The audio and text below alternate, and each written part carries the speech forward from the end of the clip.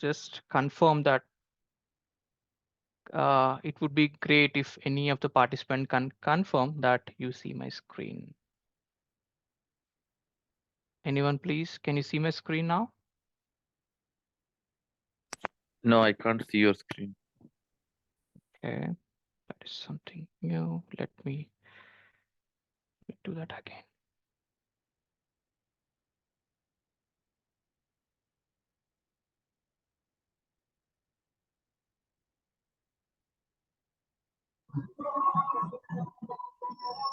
Okay, can you see my screen now?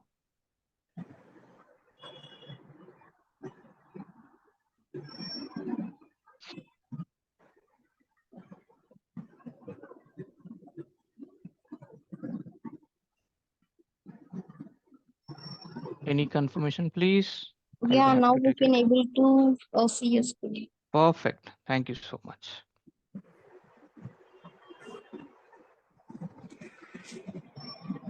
Right.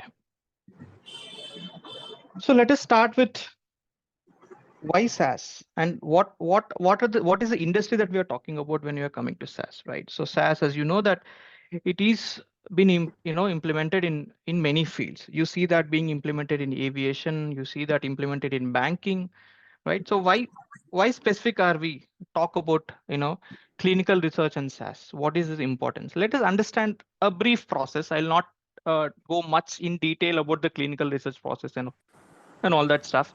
I'll just give an overview and I'll tell you where SaaS programmer can go and help the team, right?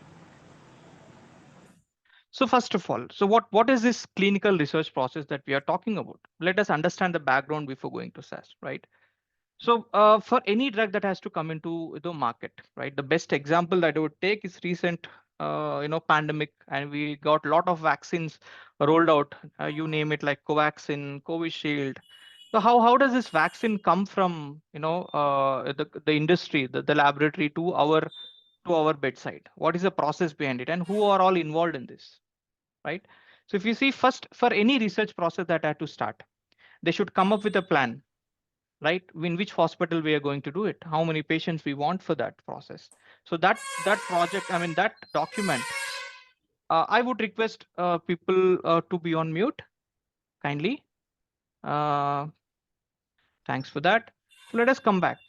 So when we talk about the process initiation, we want a document that is called protocol, right? So it talks about in which hospital that we are going to study, what is this study, and what is this drug that we are talking about, right? The process document is called a protocol. So once the company picks up a protocol, writes a protocol, it will select hospitals. It may be hospitals, it may be universities, health universities, anything. It could be any site, potential site where patients, can be treated, and patients, where we can get the patients. So obviously, when the patients are there, we are expecting doctors to be there, right? So it must be an investigator selection. They would select which doctors are apt for this study, for their study. Let's say if we are talking about, any Covaxin and all, they'll see which hospital is best, which hospital is getting more number of patients, and what doctor is having more patients when it comes to virology and all. So they'll select a doctor, they'll go to that hospital, speak about the process, get the approval, right? And then the patient recruitment starts in that site. So when we talk about research, it's not about a site that is in Hyderabad, that is in India. We are talking about a process or a research that is throughout the world. So that means as Covaxin can be tested even in South Africa, Australia, US, North America, anywhere. It could be anywhere, any potential site that we are seeking for the patients, right? And then the patient recruitment does. What happens of the patient recruitment? Why do we recruit patients? We recruit patients to get their data, right? So there's a process behind it. Once we get their data, we enter the data into our systems and then do the analysis and then present our results, to government bodies. Why do we want to present our data to government bodies? What are these government bodies? For every country, there is one government authority, right? So that approves the drugs. For India, it is again called as CDSCO, Central Drug Standard काय Organization. भूक Could नाही you मला please go on mute if you are not speaking, please? खरं भूक ना भात थोडा दिली थोडाच भात द्यायचा पण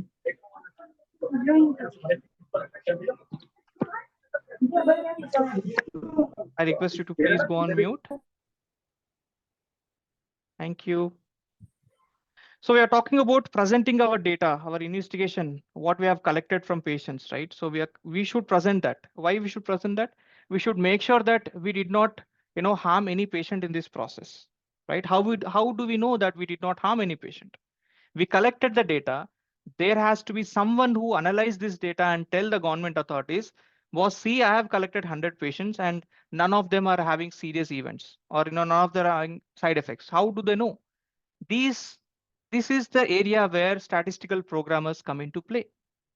We want someone to understand the data, work on the data, and generate reports to government authorities saying that our drug is safe. Right? This is where the statistical programmers come. So if you see this slide from box number 1 to box number 4 in this arrow, you see none of these areas statistical programmers are involved. Then where are they involved? They are involved at the point where data is collected, it is stored, and then presented. Right? And again, for the submission, there's another team. So that if you see in this slide, major 50% of the work is done by a statistician or a statistical programming team. Right? So let us go on to understand more what happens in the clinical trials and what are the phases, general phases. Right? So if I talk about any drug, so first what happens? They understand what is the disease. Like let's say, I'll take a small example of headache and paracetamol, right? So if you want to create a drug for headache, first you should understand how the headache comes and in which part you should treat it, right? So that is done by the preclinical team. That is done by the scientists and all. They develop molecules that go to the head and attach. They will understand the process of why these patients are getting particular headache, and then come something up with called preclinical development. Once they have identified the issue, they'll start selecting the molecules, right? They select the molecules, they synthesis it, they process it, and they create in any form. It could be an injection, it could be a powder, it can be a tablet, anything that doesn't have name. It is still in preclinical. They have not tested. They have just created a substance, right? So first in the phase 0, we call it as phase 0. It is done in the preclinical development area where they test this drug in rats, rodents, monkeys, and mainly on the animals, right? And then come to a conclusion. How do I come to conclusion again? At this point, a statistical programmer has to draw a report. He should understand, how many animals they were treated on, how many died, why they died. Is this because of the new drug they have died or they had any other disease? So this is where the analysis part comes. So this is the area where the first statistical programmer is needed. It is called PKPD team. It's called pharmacodynamics and kinetics team. So they test whether that substance that I have gave to an animal, is it safe, or can we give that to humans or not? That's the very first phase, the test, right? And then that is done, they will file a small document to authority, to any government, that wherever the study is going on. If it is going in India, they'll submit this document to Indian authorities. It's called investigational new drug. So there's a form that says IND, right? Once this IND is cleared off, when the government says, okay, you can go ahead and start investigation, then the human trial starts. Then we call it as a phase 1 trial, in where only healthy volunteers, 10 to 20 people they take.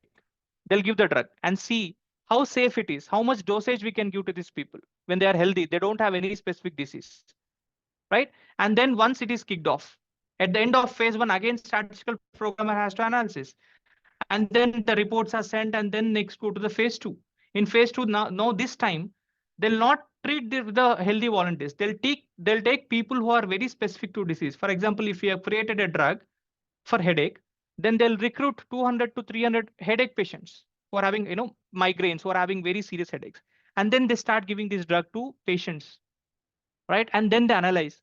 At every point of time when I talk about analysis, it's a statistical programmer. SAS programming is done in these areas to generate and tell people that we have done this and we have succeeded this, in very simple term. And then when it is kicked off to phase 3, right? Now in phase 3, it is no more investigational drug. It is always investigated from phase 1 to 2, right? Now what they'll do, they'll expand this to thousands of people. That is what we have seen in pandemic, right? We have got vaccines among thousands of people, lakhs of people across all the sites. That is a phase 3, right? So once phase 3 is successful, then they call it as new drug. Till then, they don't call it as a new drug. Why they don't call it as new drug? Because till phase 3, they'll have a permission of only investigational new drug application form. Once phase 3 is completed, then they will tell the government that, see, we have investigated this, and now it is no more an investigational drug, it's a proved drug because we have applied it for lakhs of patients. Now it becomes a new drug. And then that new drug is approved by international authorities. We have Federal Drug Administration, DCGI is Drug Control General of India, right? If you want permission in India, then we have to apply it for DCGI, right? If you want permission in Japan, then we have another body called PMDA. So for every country, there's a regulatory body, right? So every time when we are submitting report, what is that report? That final report that is generated by SAS programmer. So now you can understand the importance of programming and a SAS programmer in all these phases. So SAS programmers be the heart of the research process because they are the ones who understand the data, they manipulate the data, they analyze the data, and they report the data. Right? They are very important. If they are not there in the team, there is no one to analyze what is happening in a clinical study. Recruiting patients, giving drug is fine, but you have to draw some results out of it, right? For that results, programmers are very, very, very important. Okay, so once this is kicked off, we go to phase 4. What is phase 4 again? Phase 4 is more about understanding how much price we can give to this drug. Now we have created a new drug. Shall we keep 1,000 rupees for a single tablet? Will that work in India? No. People do not afford 1,000 rupees for a single tablet. Then what we have to do? They have to undergo this pharmacoeconomics and marketing kind of a research where they'll come with the pricing. We'll say, no, paracetamol has to be at 10 rupees or at least 2 rupees per drug. Then the Indian people, they can afford this thing. The same drug, if they are putting in US, it could be a more, right? The same thing, if you are putting this drug in a Germany, then it will be according to that Germany, inflation, Germany population and their, income range, right? So all these studies are done in phase 4. That's why it's called as post-marketing testing. And it also includes pharmacoeconomics. What's the capability of patients to buy in these drugs? This is a process. In every process, end of the process of this slide, if you see, starting from preclinical, phase 1, phase 2, phase 3, right, and phase 4, at the end of each box, you see a statistical programmer working there. And in fact, Covaxin was a phase 3 study, right? And then you see, if in a brief, I have to tell, 5,000 compounds came to preclinical development. They have identified 5,000 types of drugs, right? And then they took 3-4 years for them. And finally, only out of 5,000, only 5 compounds, 5 tablets or 5 kind of drugs entered into human trials. That means rest of them were rejected because there was a programmer who told that this drug is not working, we cannot give it to human, right? So this is this importance of programming in the research, where it falls. If I go brief, a little bit deep in the process. So first in the protocol, statistical programmer is asked, or a SAS programmer is asked to give his inputs regarding what is his plan to analyze the data, what are the methods that their team is coming up with. Then they are also part of CRF design. What is CRF design? It's very simple. Like when you go to hospital, you'll get a form to fill, right? You take a blood test, you'll get a form. You take urine analysis test, you'll get a form. You go for MRI, you'll get a form. So all that test results, that results sheet is called a CRF design. Their SAS programmer also tells how they want the data to be, right? And then the DB design. What is DB? DB is something called database. While you're recruiting patients, getting the data, but where do you store the data? It cannot be stored on paper, right? It cannot be stored on paper. It cannot be filed. There has to be some application. That SAS program gives inputs how the application should look. How many rows and how many columns, it should be there, right? And then he will also test whether that database is correct or not. Once it is created by other team members, he is the one responsibility person to test whether that data is coming correctly from the hospital to company daily or not, right? This process is called DB validation. And then once entire data is done, he goes on to data analysis. And then what happens after data analysis? He reports the data. How do you report the data? Visualize the data. Very simple. He visualizes, he tells people the data in terms of tables, listings, and figures. Tables are something that it's a report. It's an overall report of how many patients are there in study, how many are having fever, how many are having headache, of all the patients. Like say if I've collected 100 patients data, so I'll be telling to the authorities that out of 100 patients, I have 10 patients with fever, 10 patients with headache, 10 patients with cancer, right? So typically on the screen, if you see, These are the outputs that programmer generates, right? These are outputs that programmer generates. This is where a major SAS programming comes into play. So whatever that you see on the screen, these are all generated by SAS programming, right? And don't worry, these are high level statistics. You'll have a statistician team also, apart from the programmer, to tell you how to do these things. You are not alone in this process. Okay, but you're like being a SAS programmer aspirant, you'll be a major contributor in the clinical research process. That's what I want to emphasize in this webinar. Okay, so being SAS programmer is not easy. It takes a lot of dedication, lot of persistence, right? And it also includes continual learning. How you improve your skills daily. How do you do repeated tasks very easily? If you have that attitude, you'll propel a very long career in SAS programming, and your packages also increase when your skill set is increasing rapidly. That's one thing here. Okay, and then let us come understand what is SAS. What is SAS as a whole? SAS is a statistical analysis software system. It itself is a software system. It's not a program. It's not just a programming language. It's a system itself. So when I call it system, it has developments. It's like an application, right? How we install in a phone. It's kind of that application where it has its own language to get the reports. It has its own language to create a report, right? That language, nothing but SAS, right? And then it was actually developed in 1970 in North Carolina, just as a university people, like a bunch of people who created this software. And then they thought this software could be used for agriculture field experiments. It was not predominant at that time, right? People were using people were using S and other C++ and C languages to do the things.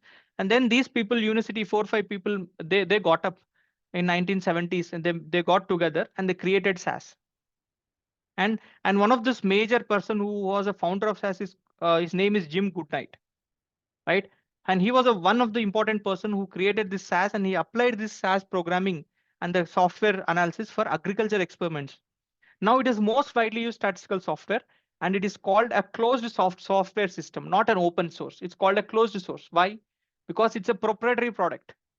It's not something that I can buy SAS. I can buy a SAS product, or I can start working on SAS immediately. You have to have a license to work in SAS. You have to have a certification to work in SAS. So that's why it's called closed. And what are the advantages of a closed system? It is highly private. No one can hack. So this answers one question: why clinical industry or a drug industry takes SAS as a programming language? Because it is non-breachable. Someone cannot come into your system and take your data. Because companies investing like lot of billions, millions of dollars into research, they don't want their patients' data to be hacked, to be taken out and utilized for some other purpose, right? So they want this very protective kind of a software. So SAS gives that opportunity for the companies. That's why it is one of the major programming across all pharmaceutical companies.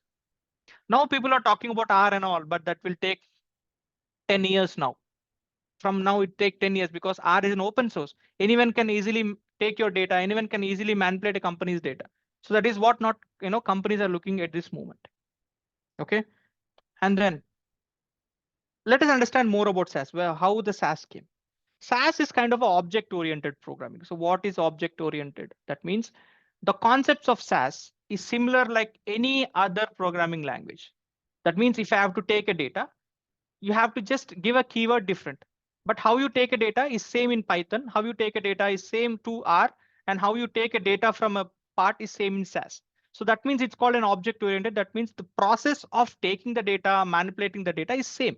It just the language differs, right? If I have to give a clear analogy, like you can ask anyone that how are they doing in n number of languages. You can ask in Kannada, Telugu, Hindi, but the main content, what you're asking remains the same, right? It's just a grammar that changes. So that's what SAS is. If you learn SAS, you can easily learn R, you can easily learn Python. In just 21 days is more than enough to learn any programming language if you are very good at SAS. I'm not talking about C++, Java and all that stuff. I'm talking about R, Python, Scala, Hadoop, and all that. The next generation programming language, right? So first, SAS started with Pascal COBOL. It was the very first generation programming language. They took the inspiration from that. And then the second generation started called C. That means C was derived from this Pascal and COBOL kind of language. And then the third generation language started. It's called C++, .NET, Java, right? And then we call SAS as fourth generation language because SAS is now widely used in lot of data science projects, lot of aerospace, banking, finance, you name it. Every top industry has SAS because of its very private nature. It doesn't allow anyone to quickly go into system and take your data. It is that private, right? And how can we learn then? If it is private, then how can me or you learn in this process? SAS is very good enough to give a part of free license to students who are learning, who are aspiring to be a SAS programmer, right? That is called a cloud-based system, CAS. We call it as CAS, right? So under this CAS, SAS has given us a SAS Studio server-based system that can be installed in Windows, Unix environment, MacBooks. In any environment, it will run. It will even run on tab, but not on phone. It will run on tab, right? And then do we have competitors for SAS? Yes, we have competitors for SAS, right? In every industry, the work you do, you'll have a competitor. It's a healthy competition, right? So what are the competitors then? What is similar language that resembles SAS? We have Teradata, we have SPSS, we have Systat, Stratica. These words seem to be more technical. I don't want to add more information here. These are just the names of similar kind of programming language that you have in the market now, right? And R and Python latest, they joined the competition along with SAS. Now they are coming face to face with SAS, and they're pushing forward to in a clinical industry. But it will take a lot of time because SAS is a very well established and it is FDA. That means Federal Drug Administration that controls the entire drug thing in the world. It's based in US. It has a clear regulation to use SAS as an end product for analysis, right? So for that rule to be changed, it will take a lot of time. It will take a lot of analysis, and people are just starting now with R. So when they are starting, it will take at least 10 years from now to move on to R. But still, SAS will be the market leader because most of the analysis in SAS cannot be done in any other language. That's the advantage of SAS. Okay, so now I give you the thought of why learning SAS is very important in clinical research. And then what are the products of SAS? I can split the products into three things. One stat, one next one is graph, and then the access. What is stat? Product of SAS, a subproduct of SAS is called stat. This small extension, it's kind of an extension to a software, right? So it will help you to generate the reports. It will help you to generate plots, histograms, all this like survival analysis, graphs, everything, pie diagram, every graph you can generate with the stat software. It's an added software. It is inbuilt. You don't have to additionally download anything here. These are subproducts of SAS, what it has given you by default. You'll get this in a free version also. And next comes graphs. So when I talk about stat, it's more of like modeling, more of a data science kind of a thing, right? So next is graph. As I said, you can create n number of graphs using SAS. Any statistical graph can be created using SAS. And then what is access? Access is something that you can change your column names, change your data, remove a column from an Excel sheet, create an Excel sheet, create a PDF. That means you're accessing data. You're converting the data into different forms. That is called what we call as an access. So you can also do that using SAS. Okay. Next, I'll give a pause here, and I'll give at least 1 minute of time before I move on to general FAQ. So if you have any questions in these slides, specific to these slides, you can feel free to ask.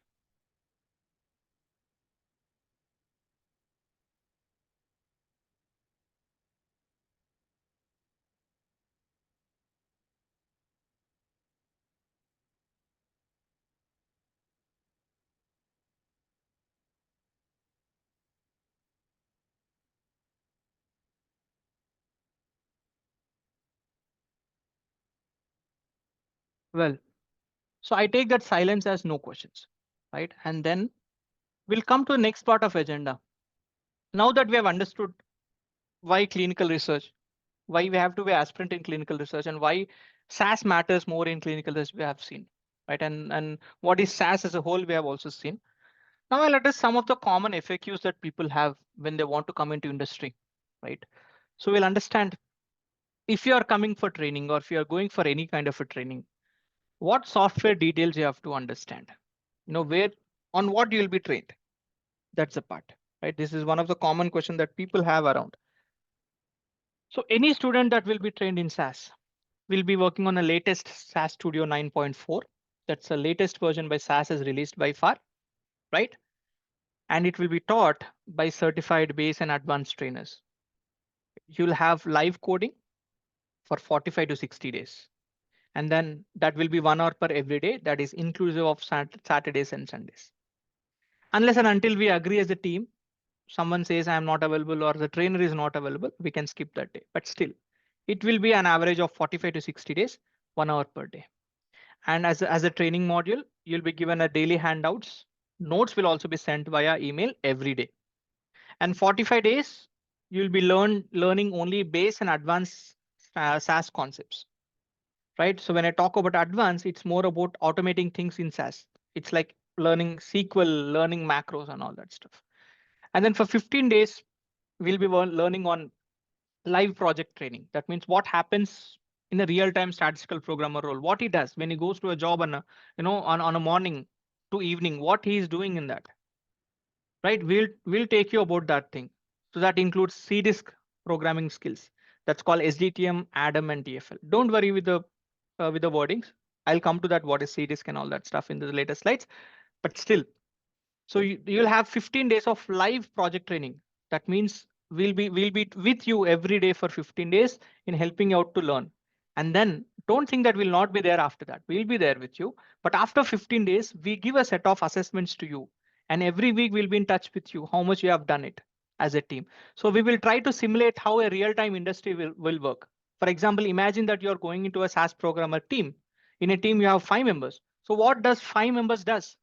So you are that 5 members in a batch. So the trainer who is there, he's your lead programmer. Imagine that. So we'll do some kind of a simulation. What happens in real time industry? We'll talk more about the process. So lead will assign you deliverables. You should come in a second, third day. We'll have this, scrum calls. We'll do these updates of what is happening. So that will be like exactly what happens in industry. As a programmer, when you go into industry, what happens when you are assigned a study? All that things we'll try to simulate in this training.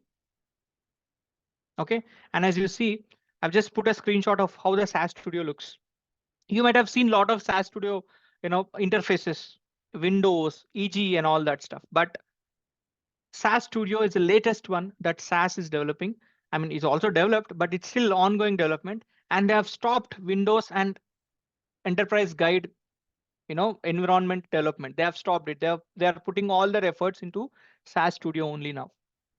From 2019, the Windows version of SaaS, where we used to install Windows, get the software in pen drives installed. That thing is gone.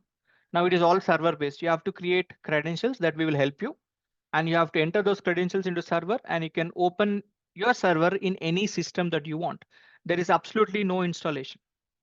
But yes, there are requirements of credentials that you have to generate that we will help you as a trainers. Right? So let us come to job prospects. When we talk so much about programming, we have seen research and all that stuff, but where do we get jobs? What are the companies that we are going to hire? See here in this research world, no? So there are 2 types of people. I mean, there are 2 types of companies. One we call as sponsor or pharma companies, and next one we call them as CROs. They are contract organizations. They take projects from pharma. So on the left side of the screen, you may see I have listed Johnson & Johnson, Novartis, GSK, Merck, Novo Nordisk, Bayer. Then the list goes on. This is just an example to show you, right? So these are the main pharma companies who invest in research and development. They work creating molecule. They have the scientist and all that stuff, right? And then they not only the single drug, they are working on a lot of drugs, right? So let's say if I talk about J&J, it works on baby products. It works on diagnostics. It works on surgery equipments. It works on retina and eye lens and all that. So they are into many things. They don't have time to each and every project to do a research. So what they will do? They will give this project to another company. At least 50% of this research is done by another company. So that companies we call them as CROs.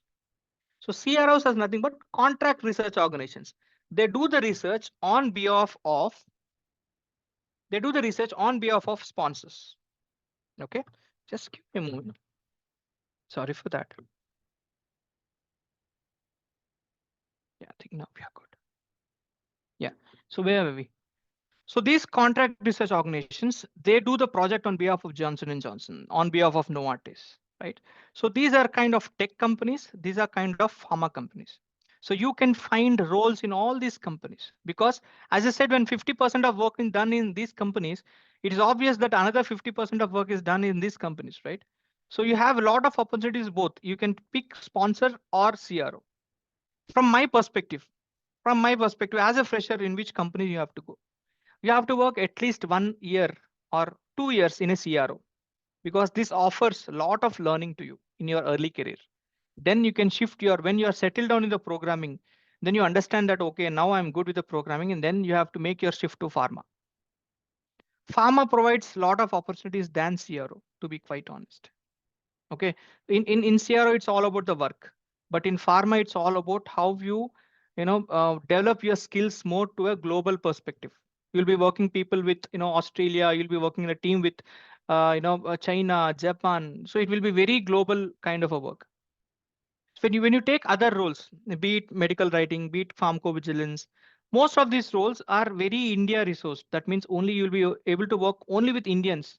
But now this programming roles is like very global, and you'll get a lot of opportunities even on site also sometimes, right? They ask you to come for training for, let's say, I'll talk about Novo Nordisk, right? So whoever that goes into Novo Nordisk as an intern, they slowly come up to statistical programmer one, right? Once, if they want any training to be done very specific, they'll ask that programmer to come to Denmark for 20 days, and then their project, they'll train this programmer on the project, and then they send back to India.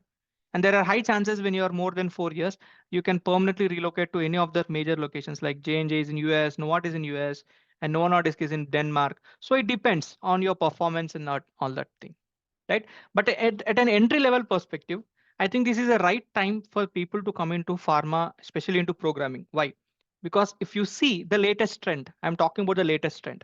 So all the pharma companies before, what they have used to do is that India was like kind of a very cheap resource. Like that means, for example, if in US, if they spend 60 rupees, in India, they used to spend only 1 rupee for the same work. So that's why a lot of the projects used to come to India now, right? So now what happened? They have realized something different. Now they are setting up their global centers in India itself. That means they are no more working in US in the programming. They are no more working in Germany in programming. They're setting up their entire industry to India. That means there are a lot of job opportunities that are going to come. Johnson and Johnson just came to India 11 months before. Novartis is in India for 8 years. They have completely moved programming from other parts of the world, and they're doing only in India now. And then GSK is expanding again in India. And your Merck is just come 4 months or 4 to 6 months in Bangalore.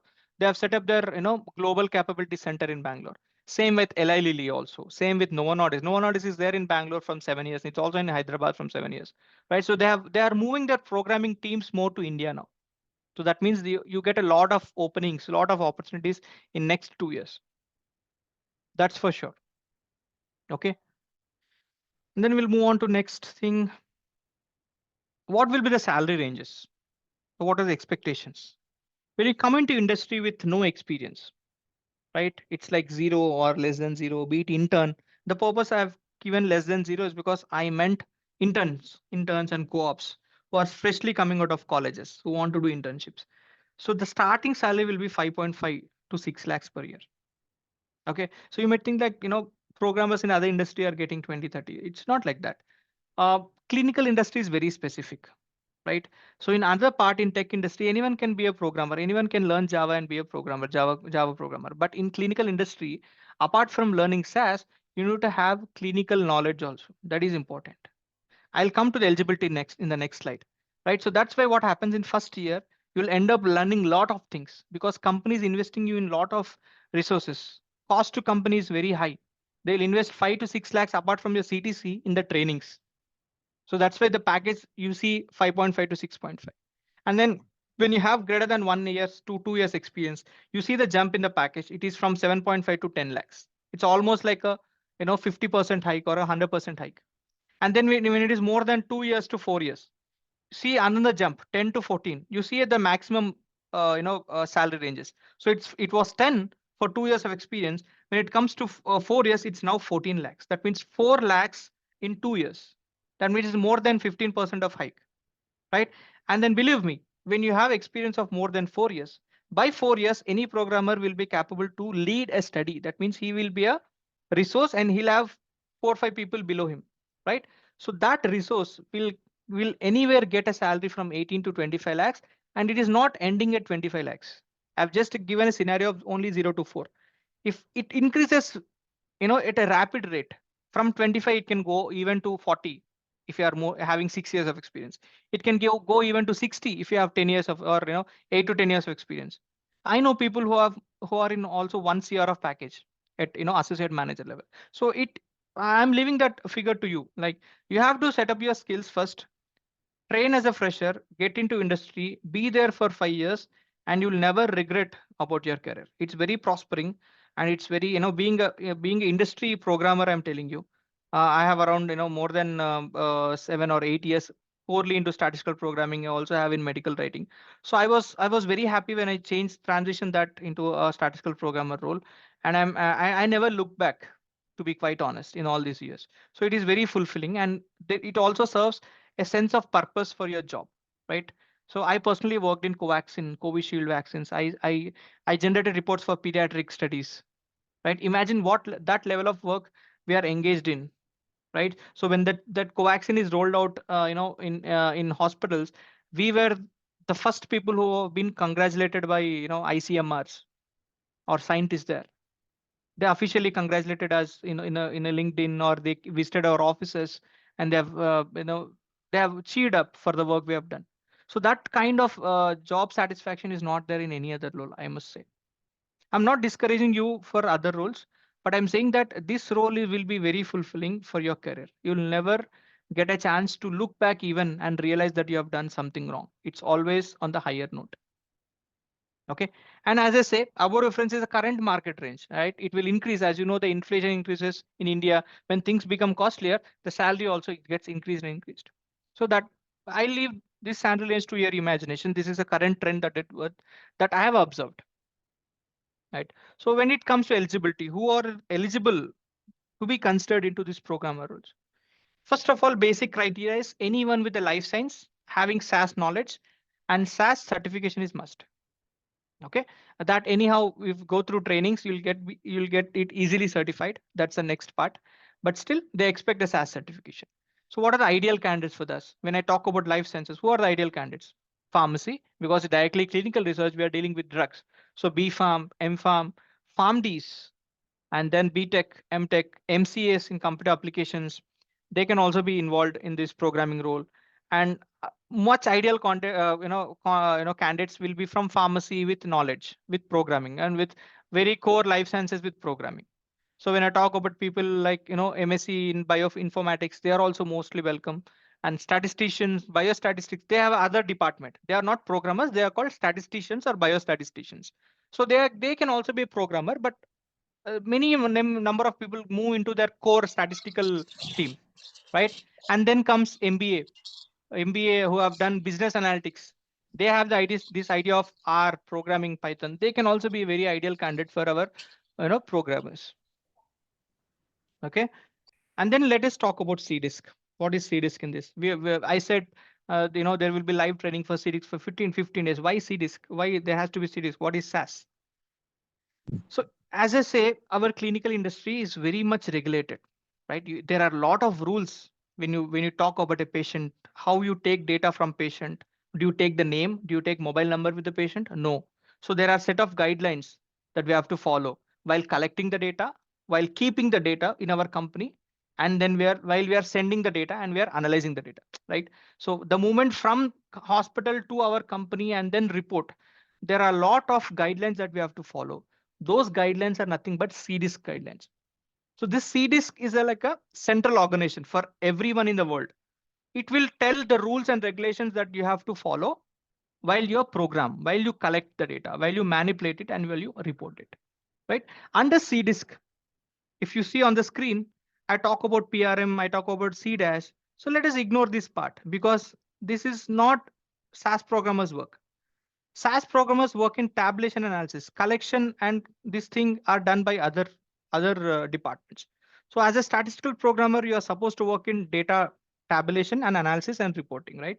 For that, there are two set of standards. One standard is called SDTM, another one is ADAM, right? So what is this SDTM? SDTM is called as Standard Data Tabulation Model. So what is standard data? I'll give a simple example here. Let us say I'll take names of companies Johnson & Johnson and Novartis, right?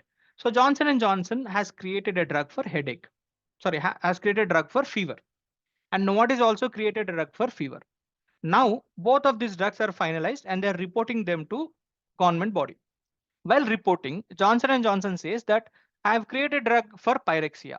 And Novartis says I have created a drug for fever. While we know that pyrexia and fever are both are same, are same. But why do companies come with different terminology? The person who is sitting there reviewing, he might not know that, right?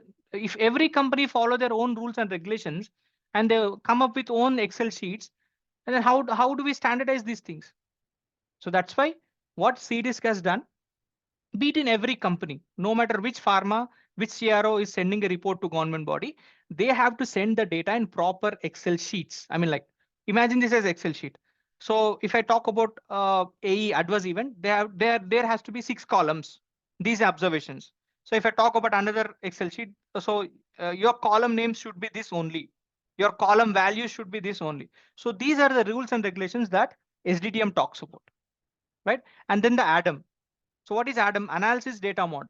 So how do you calculate mean, median? How do you calculate statistics? What references you have to calculate? How the data should be looked when you're reporting? That talks about ADAM.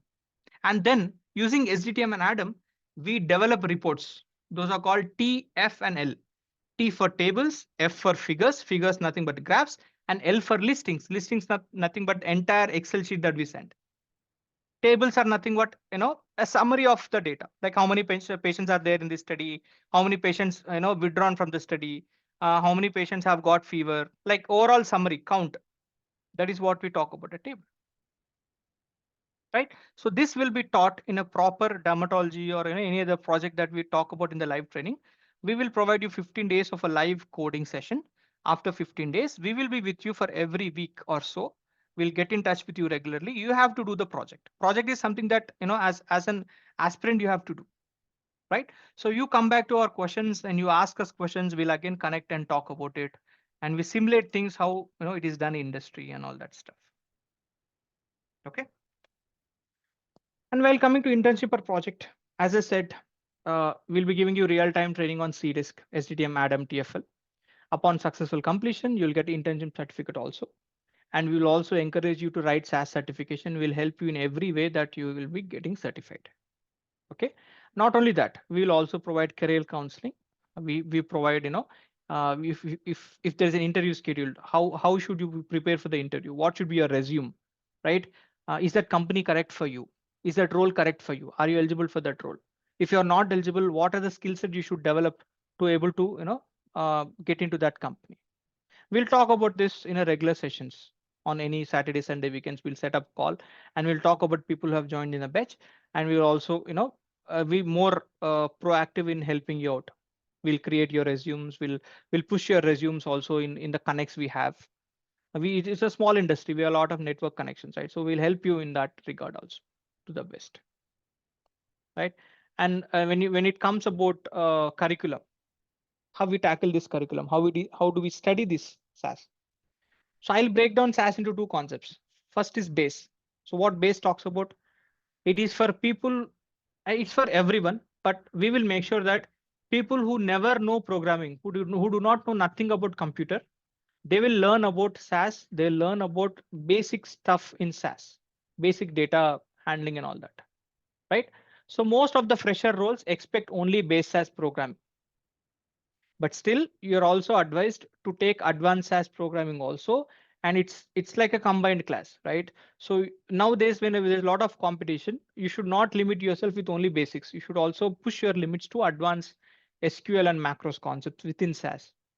So this will be done for 30 days and this will be for 15 days. I'm talking about a very rough thing. It can change, it can go beyond these days also. And then once we finish SaaS, we make sure that you're good at SaaS, and then we'll work on CDisk. CDisk is not something programming. It's what it's making use of the knowledge that you have learned in SaaS, and you apply that standards in the programming. Right? SDTM is not a programming. Adam is not it's not a different programming. It's SaaS programming only. But whatever you are learned the concepts here, you will be implementing using these standards. So that's what CDisk talks about. Okay, so I understand there's a lot of confusion in the market at the moment who are very new, who want to come into industry. They think apart from SaaS, do we need to learn SDTM programming, Adam programming? So SDTM, Adam, TFL are not. In fact, they're programming. That you create code and then develop result. But still, that is SaaS. You have to learn SaaS first if you have to understand SDTM Adam. Otherwise, you'll never understand what is SDTM, what is Adam. So we'll make sure that you have a smooth journey in this process. Okay. And for that, I conclude this presentation and I'll also leave the floor for any questions. Please come up with any questions that you have. We'll be happy to address it. Okay. So thank you so much. I'm stopping the share for now. We can talk on that.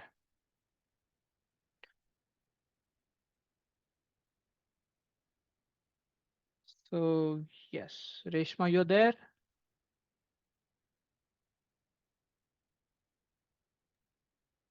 Hello.